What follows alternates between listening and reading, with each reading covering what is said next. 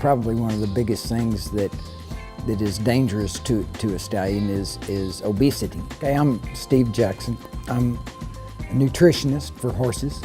I do the rations for most of the Darley farms here, England, Ireland, Japan. I formulate the feeds.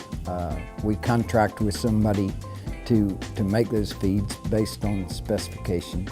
The horses of different age and use have different nutrient requirements. So the first thing we do in formulating rations is to look at the nutrient requirements, look at typically how much energy from grain is going to be fed, and formulate a diet that, when taken with hay and or pasture, meets those nutrient requirements. A lot of effort is taken by the staff here and by Michael in assessing body condition and putting them on an exercise program if necessary, adjusting feed up or down depending on that condition. Most of these horses that are in the stallion barn anymore, most places are ex-race horses. Horses on the track have similar requirements to horses on the farm, whether it be a stallion or a mare or a yearling.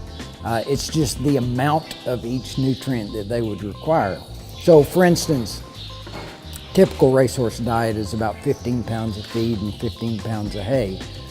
And you know, this feed that we're feeding the stallions would be a good racehorse diet because I know they'd eat it. So when they come home, obviously the energy requirement for breeding mares or being a stallion is about half that of being a racehorse. So the thing that we sometimes have to do is concentrate the nutrients a little bit compared to a racehorse diet because they're eating less of it. So this diet that we're using now, at a range of 6 to 10 pounds with good hay, is going to meet all of their requirements, whereas a racehorse would have them on 14 to 18 pounds. That's solely due to the energy cost of running, of staying in training every day. That's at the high end of the energy required. And then, a lot of people say, well, it's hard work to breed mares. It's not, depending on mentality. Now, there's some horses that, you turn them out in the paddock and they stand over in the corner and eat grass and walk up and come in. And there are other horses that want to run the fence and mentally are a little bit more on edge about breeding mares, and they're going to have a little bit higher energy requirement, therefore more feed. And we try to, particularly the stallion manager, tries to find what he thinks is the ideal weight for a horse. And they don't want you to vary, or they don't want the horse to vary much from that.